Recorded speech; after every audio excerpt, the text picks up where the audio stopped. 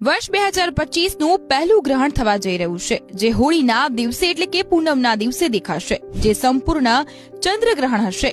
કેતુ ગ્રહ પહેલાથી જ કન્યા રાશિમાં સ્થિત છે, જેના કારણે ચંદ્ર અને કેતુની યુતિ ગ્રહણ યોગનું સર્જન કરશે. ગ્રહણ યોગનો તમામ 12 રાશિઓ પર શુભ અશુભ અસર પડી રહી છે, પરંતુ 4 રાશિ માટે આ વિશેષ રીતે શુભ સાબિત થશે. વૃષભ રાશિના જાતકો માટે ચંદ્ર અને કેતુની યુતિ અતિશય આર્થિક સમૃદ્ધિના સંકેત આપી રહી છે. આ રાશિના જાતકોને ધન લાભ થવાની સંભાવના છે.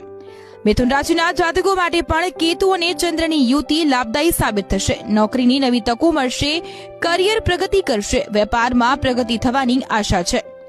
વૃશ્ચિક રાશિના જાતકો માટે કેતુ અને ચંદ્રની યુતિથી બનતો ગ્રહણ યોગ શુભ ફળ આપશે. જીવનમાં ખુશીઓ આવશે તો અટકેલું ધન ફરીથી મળી શકે છે. સંપત્તિથી લાભ થવાની શક્યતા છે. ધનરાશિના જાતકો માટે પણ ચંદ્રગ્રહણના દિવસે બનેલો ગ્રહણ યોગ લાભદાયી સાબિત થશે.